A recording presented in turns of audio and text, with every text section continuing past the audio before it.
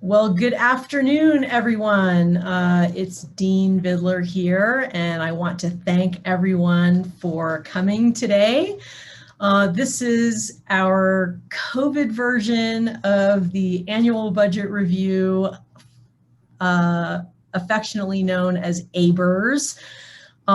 So I've got Jacqui's also here and Sherry's here as well to help answer your questions. For those of you who have attended ABRS in the past, it has been for several years now a public, transparent forum during which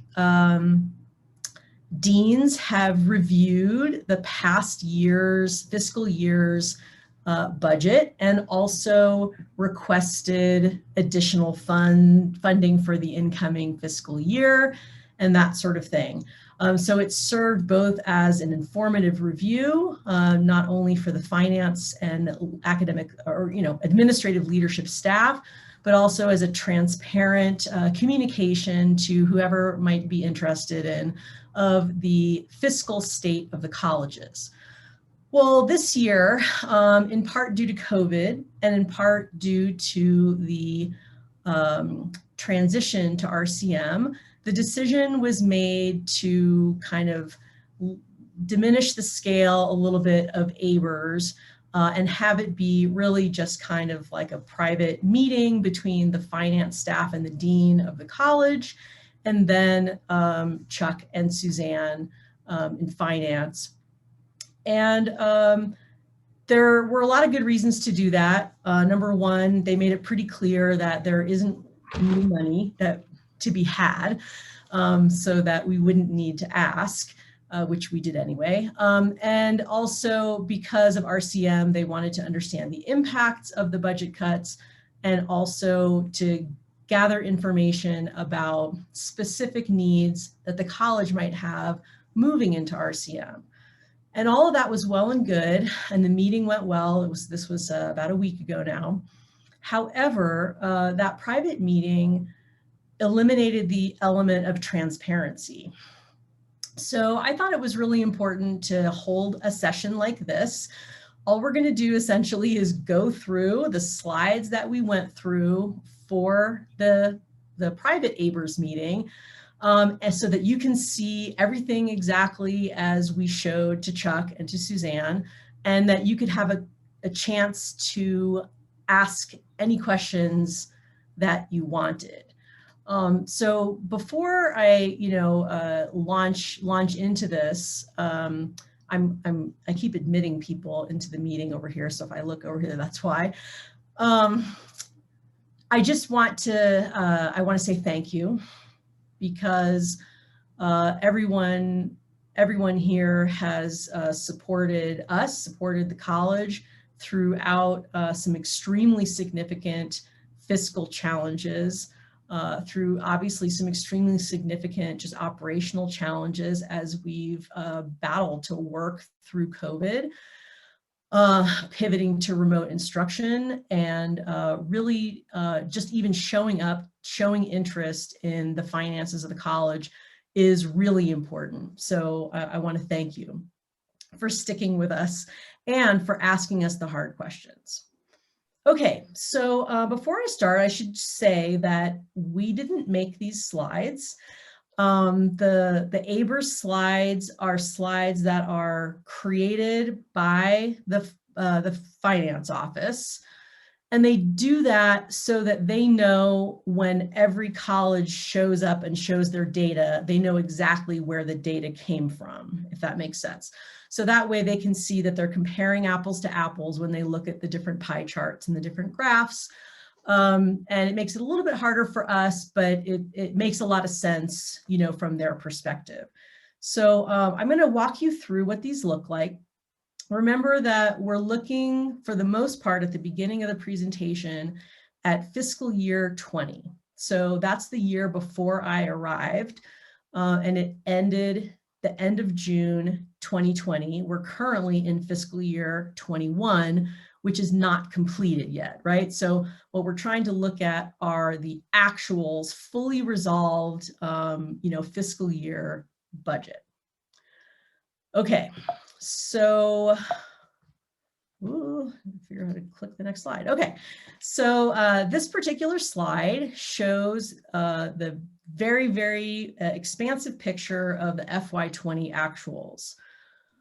So the top pie represents revenues, and the bottom pie represents expenses to the college. There is no pie for the transfers numbers, except that the transfers are shown, transfers in are shown on the top pie. So if you can look at the expense lines and the bottom pie, that represents the total cost of what it takes to run LAS in fiscal year 20. So it cost almost $28 million to run all of the operations of the college, all of the teaching, all of the staffing, all of the operations. And like pretty much every college or university, the bulk of our costs are personnel. So salaries and benefits of faculty and staff are over $25 million, or 86% of the expenses of LAS alone. And operating expenses represent about 8%, so that's making sure we have phones and copiers and paper clips and paper when we were using paper and that sort of thing. That GAR that you see there is a tax. It's called the General Administrative Recharge, and it's 8% that we pay to Central based on our auxiliary expenditures. On the top pie is our revenues. And the college, as you can see, has its own revenues, not a whole lot, it's $2.5 million, the bulk of which is actually in fees, student fees. So the fees that we collect for online courses, the fees that we collect for chemistry labs, the fees we collect for other, for VAPA, things like that. Our revenue that we get from auxiliary enterprise, that includes things like extended studies primarily.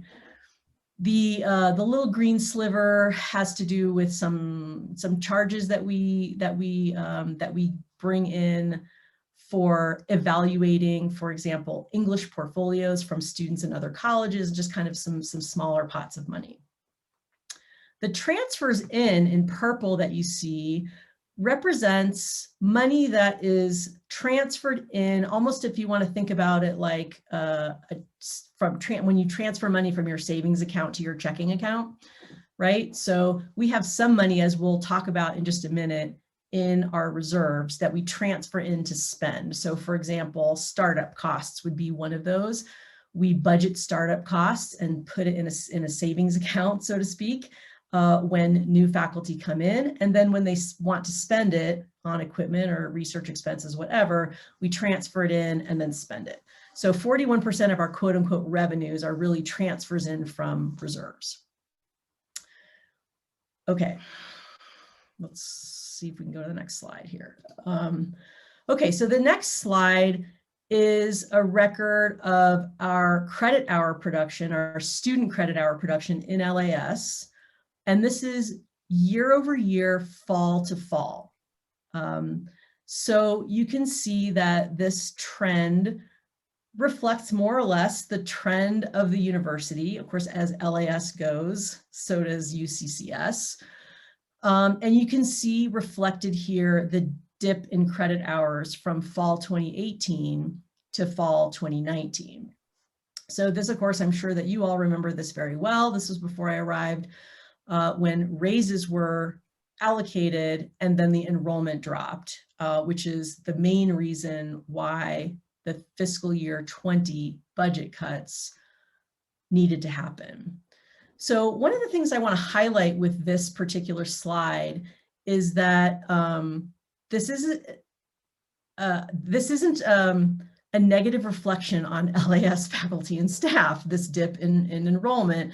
A significant portion of it actually was comprised some strategic decisions on the part of LAS. For example, about 3,000 credit hours were transferred from biology courses over to Beth El when physiology and nutrition went over to the Hybl Center.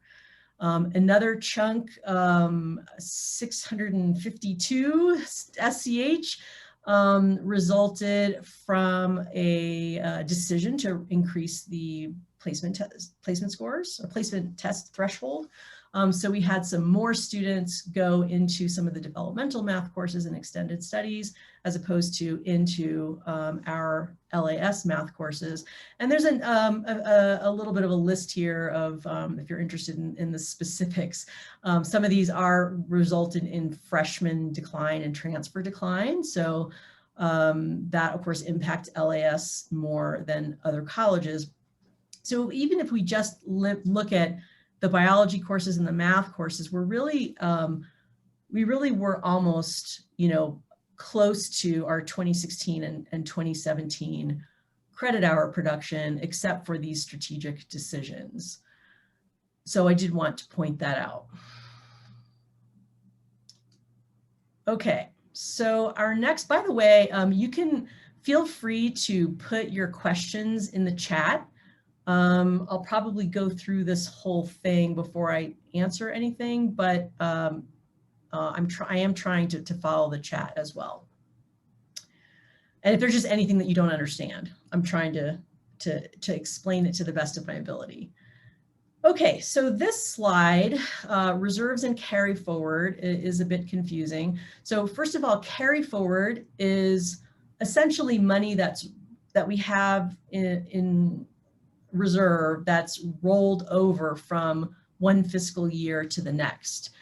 So it's not use it or lose it money. It's money that's carried forward into the next fiscal year.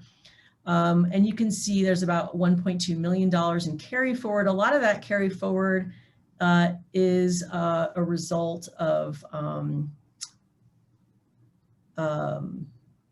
startup money, fees, these kinds of things that we collect that are not really discretionary. They're sort of limited, and so we carry them forward.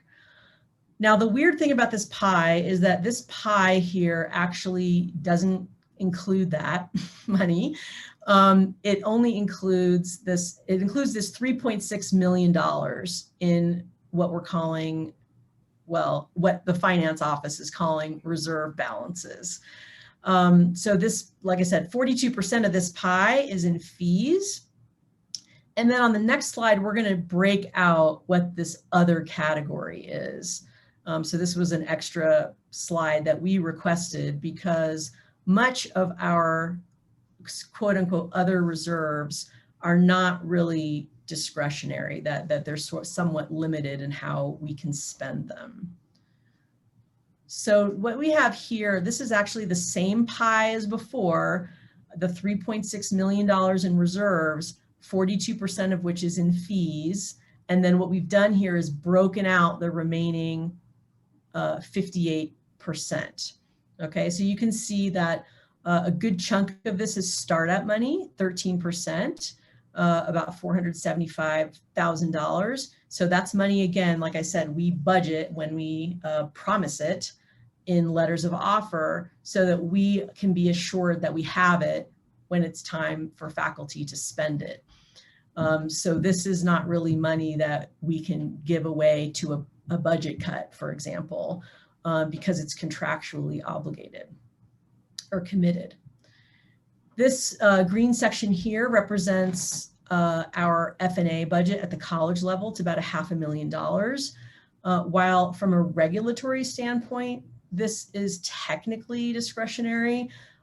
In the college, we much prefer to hold on to this specifically for research-related expenses, since the money, of course, F&A stands for Facilities and Administration, which is money, sort of overhead money that comes to the college as a result of grant awards. Speaking of awards, we keep 5% of that in reserve to pay for the awards that we give, which we view as, incentives to do excellent work and rewards for people who are doing amazing things. And so we actually try to put our money where our mouth is a little bit on that. And we add money to base salaries in addition to one-time awards. And so we keep that in reserve and don't like to give it up.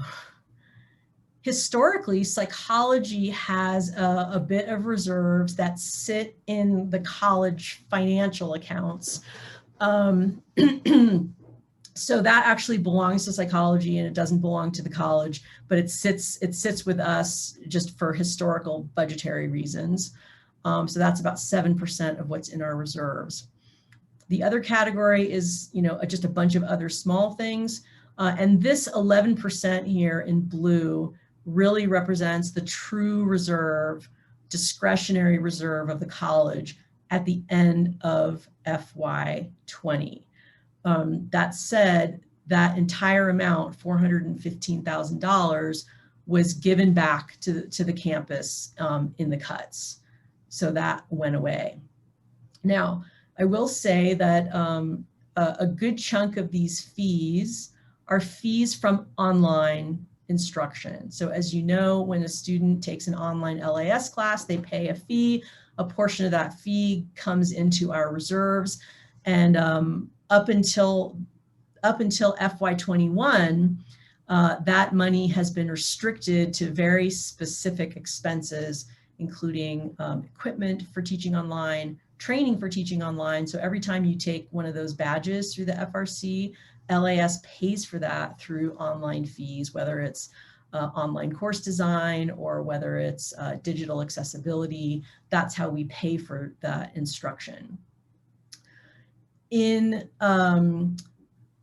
FY21, we were permitted for the first time to use some of those online fees for instructional costs, that is to pay the instructional salaries of faculty who were teaching online. That was a huge rescue for us in the sense that we were able to take people who had pivoted to online instruction during COVID, use some of that fee money to pay for their salaries, and then take some of their salary savings and put it back into our reserve, which had been depleted completely to zero in FY21. So that is really the only reason why we have any reserves right now.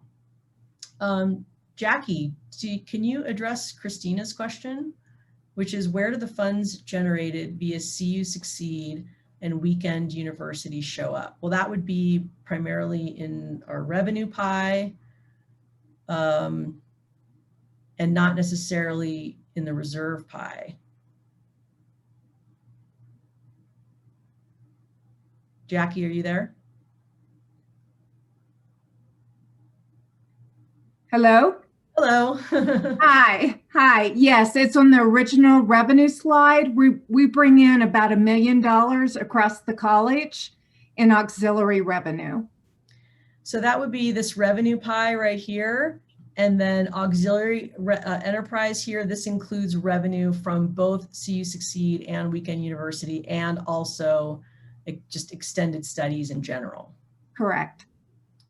Okay. Is that what you're looking for, Christina? Okay, super. All right.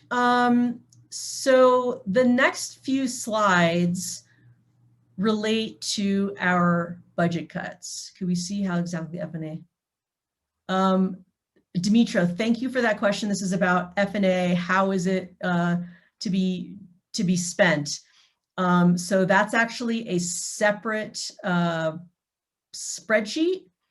And each department, actually, Jacqui, you can correct me if I'm wrong, submits every year a plan for how their department F&A is going to be spent.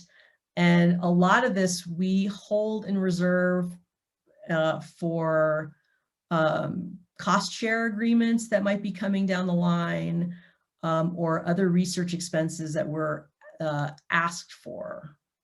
Jacqui, do you have any more clarity on that? Hello? Hello. Can you hear me? Yes, we have a college policy and it's written into the grants what proportion of the total award amount will come back to the campus. We get a split of that back to LAS. And then that is split according to the college policy. And it's 25% to the college, 50% to the department, and 25% to the PI. And our grant heavy departments are departments like psychology, physics, biology, and they carry over a balance that goes into our reserve balance, which you saw on one of the initial slides. And so we maintain that. Some of the departments have chosen to break out the dollars by PI. So it is available to the individual PI, but even the departments that keep it in a main department speed type have it available. It's for research related activity, just as Lynn described it. And I'd also like to say that we are doing our very best to protect that, because I think that it's open to interpretation to what extent that F&A is discretionary, right? That is to say, you know, for example, we don't want to spend it except on research expenses. And so we've been trying to fight that from being cut or being considered as, you know, random reserves that could be cut because it could be used for any purpose. So we're taking the position that we would like to make sure that it's spent on research. So Farida asks, are foundation funds not part of revenue? So yes, they are. However, remember that what I said, that the finance people made these slides and they chose which data to include in things. And so they, to my knowledge, they did not include any foundation revenue in these slides. Okay, so the next couple slides outline the budget cuts that LAS took both in FY20 and in FY21. This is actually data that I've presented a number of times before in chairs and directors and also at the LAS faculty meeting. However, it's presented in a slightly different way. The slides look different, but the numbers are the same. So you may recall that in FY20, LAS was asked to cut $1.15 million in base budget. You may also remember that we didn't have $1.15 million in base to cut. And so we agreed to cut $757,000 in base, which is what you see at the bottom of this table here, that we took the rest of it in temp, and then we agreed to take the remaining balance in base during this fiscal year, FY21. Of course, we didn't know COVID was coming, so that presented a problem, but you can see here where that 757 in base came from in FY20. The bulk of it, 456,000, came from salaries and positions. You may recall that I've stated before that we did not lay anybody off. These would have been empty positions or portions of salaries from folks who are on phased retirement. So people who are now down at 50% time, and the 50% that we had left was salary savings. And we did cut down to leaving as much as we possibly could so that we could hire an assistant professor to replace them. But a couple positions did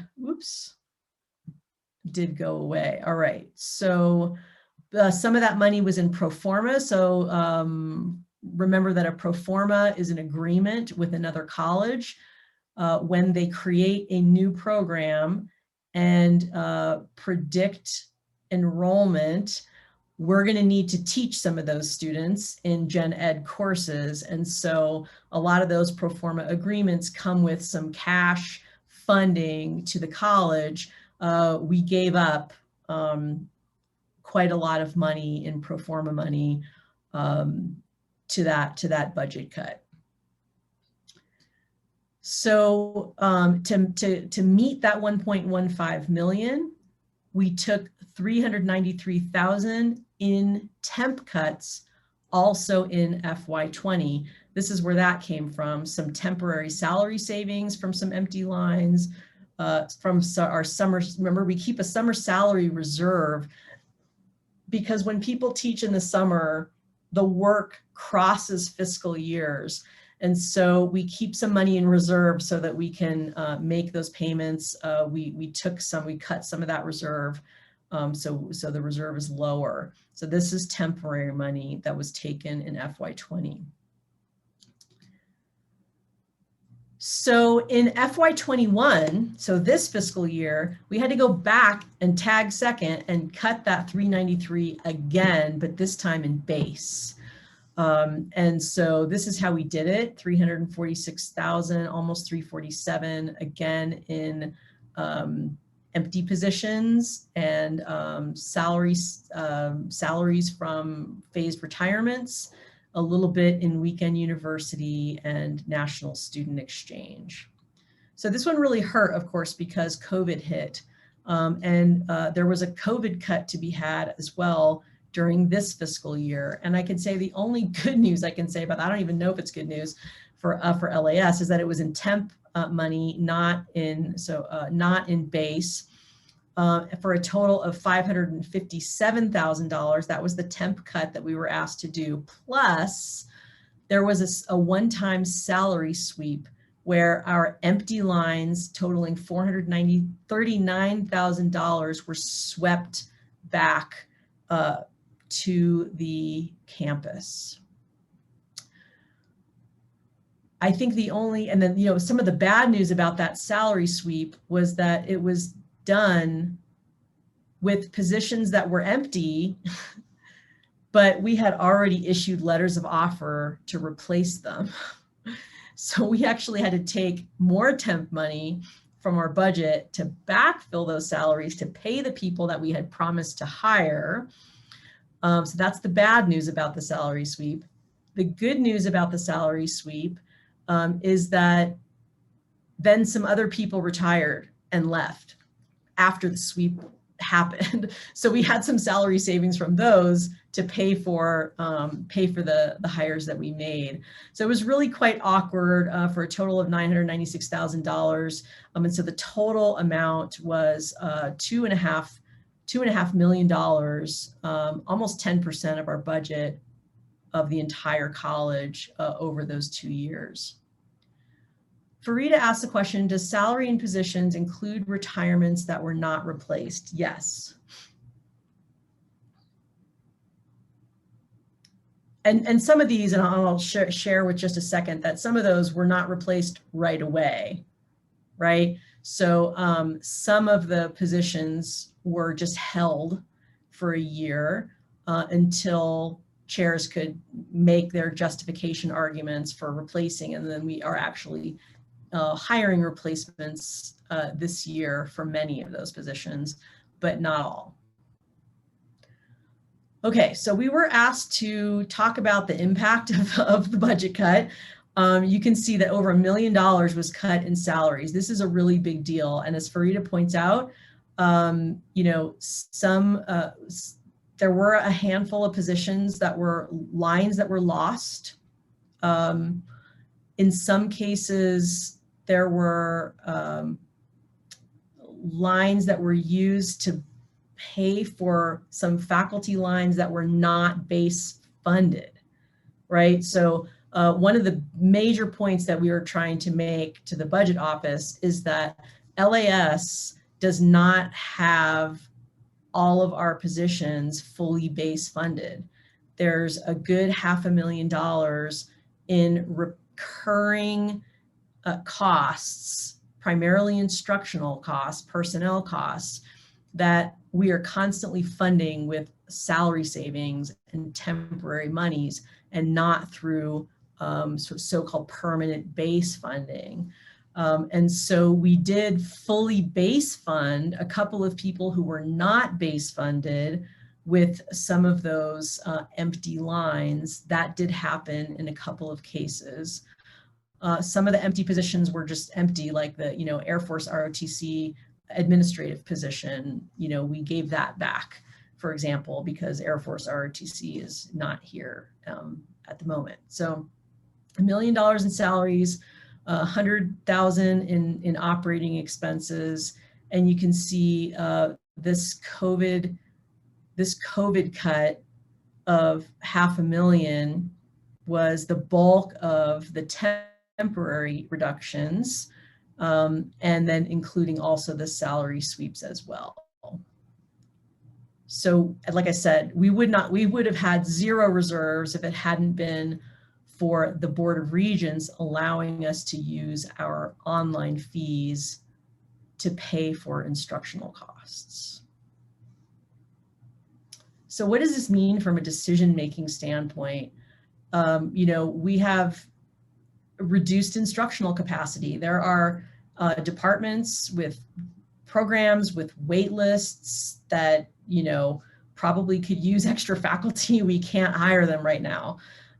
We have departments who sat for a year not having been able to replace faculty who left. So we're not able to offer all the classes that we might need to offer right away in order for people to graduate. So this is a problem. Of course, we also have depleted reserves. So we were able to backfill that reserve account with salary savings because we were able to pay for instructional costs from online fees. But we did have to backfill those salary sweeps, and we really just don't have the reserves to handle another emergency. We'll put it that way. We had to hold some positions open, as I mentioned. So there are some departments that are struggling to build up that instructional capacity that they had prior to the cuts. And, and really strategic investment has been on hold as, we have not really been able to make any commitments to investing in growth of programs. And that also happens not just because of the cut, but because of the delay into RCM. Lynn, do I have any idea how much other colleges were forced to cut and positions lost? Well, if we had a transparent ABRS process, we might know the answer to this a little bit better. I will say that there was much discussion about, especially, and I don't know what happened actually, because I wasn't here for FY20, right? So I'm not entirely clear about those conversations. But for the FY21 cut, there certainly were a lot of conversations amongst the deans and the provosts with academic affairs about how we were going to divvy up this cut. And there were lots of conversations about how much reserves people had. This is sort of the sensitivity to the reserve question, right? Because we're so much bigger, and because of the way we organize our quote unquote reserves, it looked like we had a lot of reserves and that we could just cut stuff. And so it was a lot of, explanation and convincing, right, of why our reserves look the way they are, why they're not really actually discretionary. And, to be fair, we sort of saved our F&A, right? Because, they were looking at that as just a regular discretionary reserve. So I can say, I don't know off the top of my head.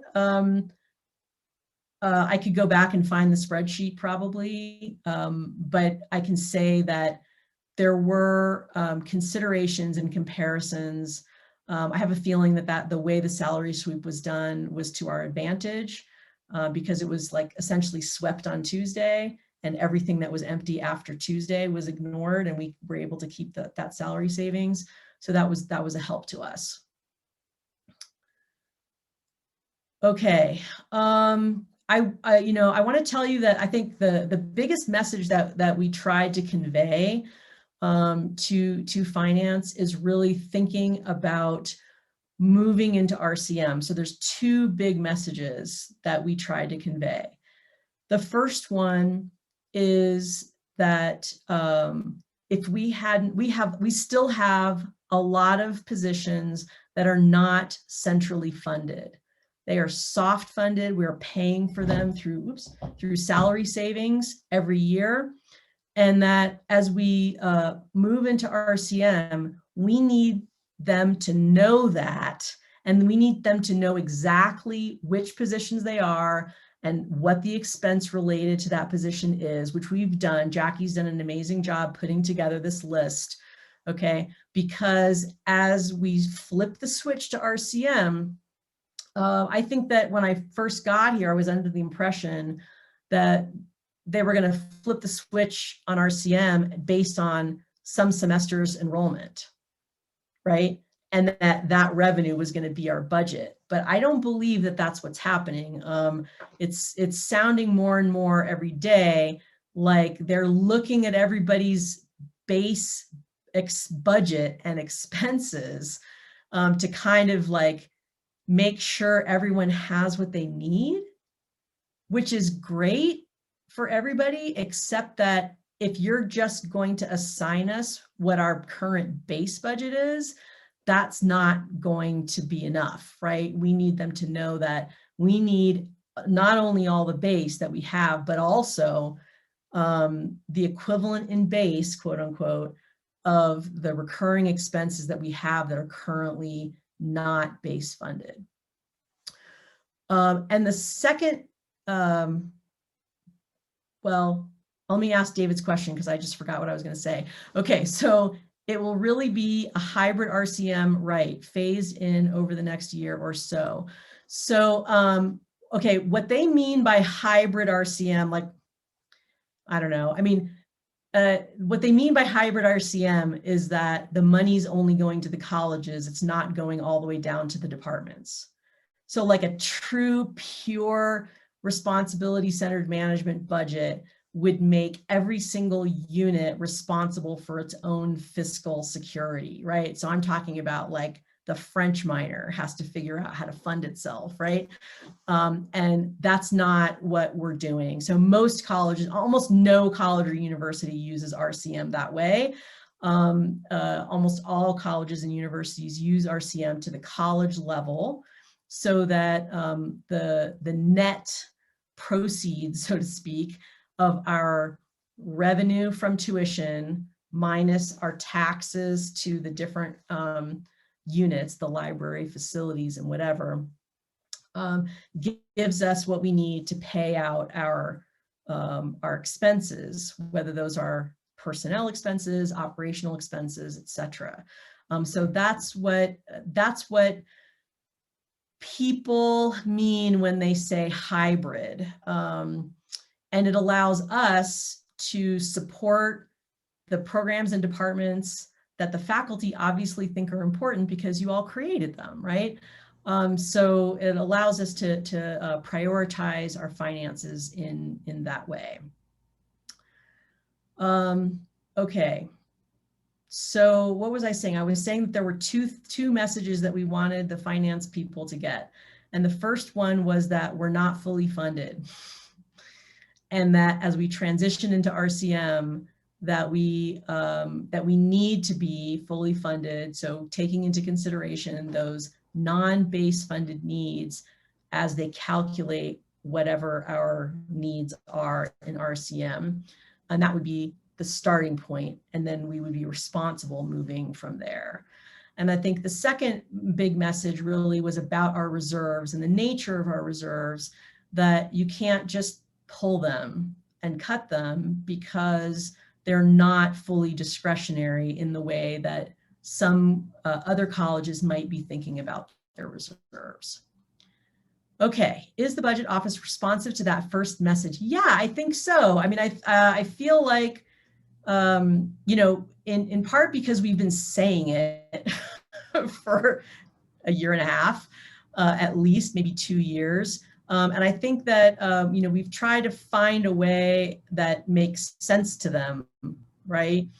And one of the things that, like I said, Jacqui's done is put together this list, this spreadsheet of all of the things that we've essentially had to show that they're recurring, right? Because it's one thing to like expend temporary funding or to spend your salary savings, but to make it very clear that things are recurring, that, for example, I'll take the example of we have 2 faculty members who are funded by a grant, okay? And the agreement with the grant is that the grant is going to pay for the first, you know, first 5 or 6 years, I forget what it is, until they get tenure, right? And then we have to pay for the rest.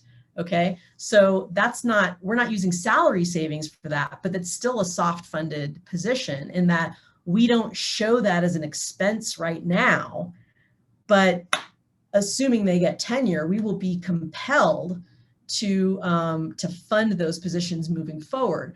And if they are going to flip the switch based on base funding and not based on enrollment at a particular snapshot moment, then they have to know what those things are. So I feel like they're starting to get that message. Okay, what's going to happen to programs like NSF-MRI cost sharing, which were funded on a campus level after transition to RCM? Demetrio, great question. So we have a long list of questions like that. Every time we ask one, they put it in the parking lot. So the parking lot is a long list of questions that they hadn't thought about. And so we'll add that one to, it might already be on our list. I'm not sure. Jackie can tell me if that one's on the list. And it's one of the reasons why the campus has decided to delay the transition to RCM, is that they have kind of like the big picture, the major algorithms set up. But there are all these little questions about, okay, well, like what, you know, how are we going to fund the research office, and how are we going to fund EDI initiatives, and how are we going to fund, you know, how are we going to split the cost share of the BI program? What does that look like? And so question after question keeps popping up, and they just add it to the parking lot. And we don't know the answers yet. How will we take into account unfunded needs? So I guess it depends on the unfunded need, Farida. So what we've been focusing on is the you know, annual recurring long-term expenses that we have been for a while funding with salary savings. So that's what we've been focusing on, making sure that those are included in our overall budget as we move into RCM. Things that are currently not like random, I don't want to say random, but like things that are currently just not funded at all, either by base or by temp, you know, that's a longer conversation. So I think that we have a historical process in place for prioritizing faculty lines, right, as a conversation that goes through chairs and directors and sort of a priority list. That has happened in the past, and usually it goes to ABRS and then it goes nowhere, right?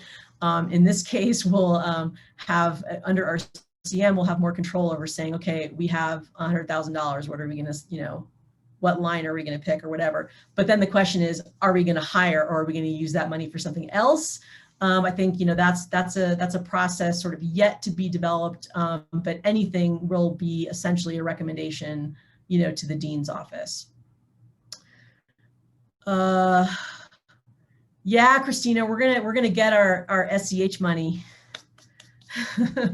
once we move over to RCM. So that's one of the reasons why I'm a little disappointed, not just a little bit, disappointed that we're not really quite ready to switch over to RCM.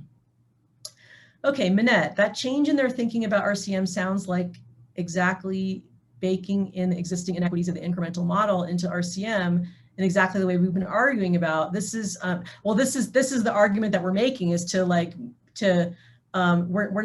we're not describing it in that way. We're describing it as these are actual recurring annual long-term expenses. This is real. And the fact that you haven't funded it doesn't mean that you should forget about it when it's time to reset with RCM. You know, a part of the point of RCM is to make everybody responsible for our funding. We can't be responsible if we are just automatically cut off at the knees. So this is the argument we're making, Mette. We're trying, Emily. Okay, isn't the base funding going to be based on number of majors and FTE to departments? Well, David, this is the $64,000 question, right? We don't have an answer to this. I've been trying to find out, you know, how are we going to determine what colleges' base funding needs are, right? And is that the way that we're going to calculate the initial switch flip of RCM? Because RCM when it's like humming, you know, in its annual cycle, is distributing the revenue that we generate, right? And that's it, okay? It's distributing the revenue we generate according to the algorithm, which takes into account number of majors, you know, and that sort of thing. And then other calculations are based on, you know, square footage of space, you know, number, you know, FTE, et cetera, right?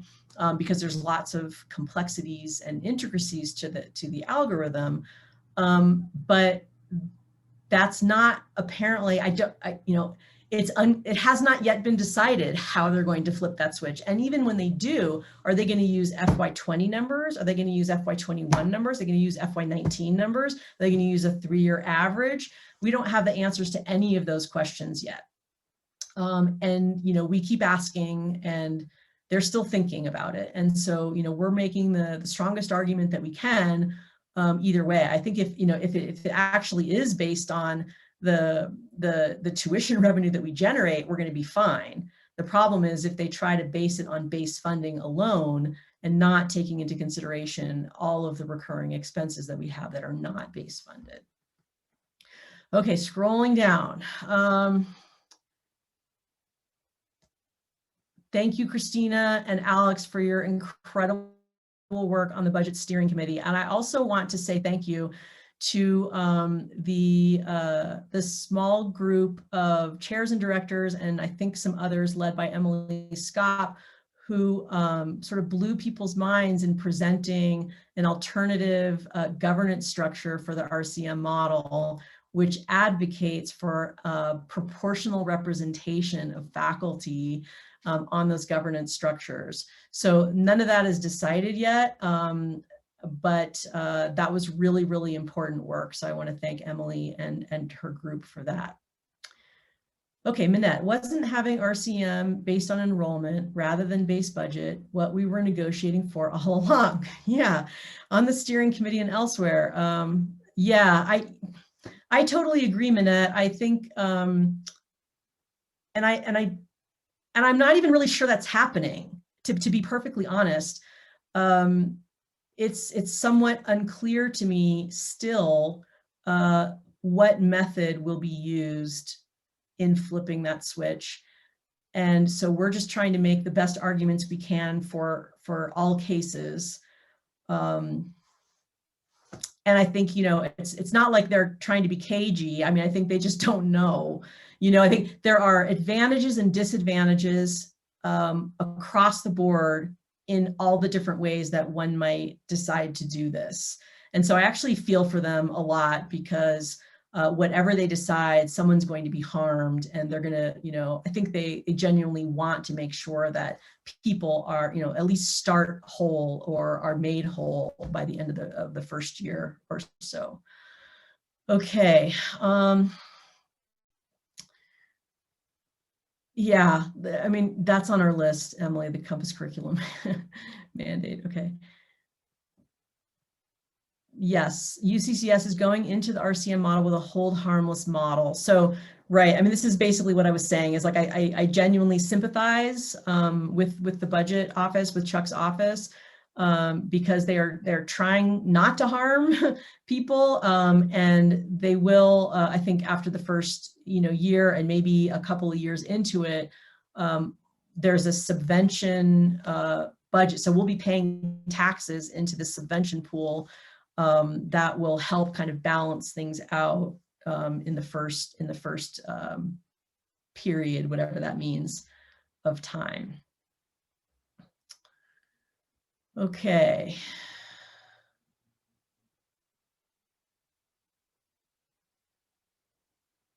people tell me once it's set up, if there aren't large amounts of funding or huge enrollment shifts, there's not much change from year to year. So the setup seems the most important thing. Okay, so let me speak to that.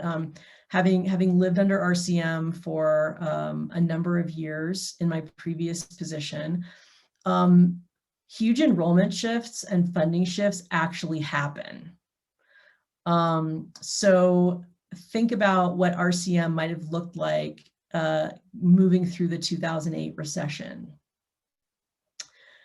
That happened to the University of South Dakota, and LAS took a big enrollment hit. But you're right, David, that the setup is really critically important. So one of the cautionary tales that I always tell about RCM is that you need to have a process for previously set up to constantly reevaluate things, right? So at USD, RCM was set up and they basically took a snapshot of everybody's enrollment, and then they ran RCM based on those enrollment numbers, okay? And they never reevaluated what that looked like. So that is to say, our taxes were set as if our enrollment were this high, but our enrollment and our enrollment was only this high following the recession. And so our revenue was coming in lower, but we were still paying taxes as if we had this many students. And so it was the tax structure that was not constantly reevaluated, which obviously presented, huge problems. And then of course, certain other colleges, just pretended like they didn't notice, right? Because they were paying taxes down here and then their enrollments were up here. So that was certainly a challenge. Sure. Yeah, I think that happened across the country, Farida, right? STEM and professional studies increased their enrollments. People got, worried that they weren't going to get a job, whatever that means. Languages certainly took a hit. I know that we lost language programs all over the country following that recession. Okay. It's almost an hour. I'm happy to take any other questions if anybody has one that they would like to put in the chat. Part of the reason why it was decided to delay the shift to RCM is because of the need for clear governance and policies to govern it. Yes, absolutely. And I think, this is something that I've been arguing for since April 1st, when I first got the offer, starting with, curricular governance structures, making sure that there was a campus-wide curriculum committee to oversee the poaching of LAS courses, which happens all the time under RCM. We need a strong provost. So this should be, questions that people are asking about from the provost candidates about their approaches to RCM. And all of the governance structures need to be in place so that it's not just the poaching of courses, but also the agreements about tax structures and what areas should be funded and at what rate and how do we calculate that. All of those sorts of things, need to be in place. So, I mean, I admit we're not ready. I guess in that respect, I'm glad we're waiting. I wish we had been ready because we'll be, in a better financial position once we move over to RCM. Thank you, Christina, for all of those comments about the steering committee and for your contribution on that committee. I'm open to, and if you think of a question later that you want to ask, please feel free to shoot me an email. The whole point of this really is just to, I wanted to make sure, I didn't want to lose the transparency piece of ABRS. I wanted to make sure that you knew what we were saying. Jacqui, is there anything you want to add that I forgot? No, you covered it. You're good. Okay. Thanks. All right. Well, I hope everybody has a great day. Please be careful. You're back shoveling snow. And you know, it's we're making progress. We're almost to our second spring break next week, and moving towards the spring. So thank you for everything that you do. And again, like I said, whatever questions you have, I'm happy to answer them. Thanks, everybody.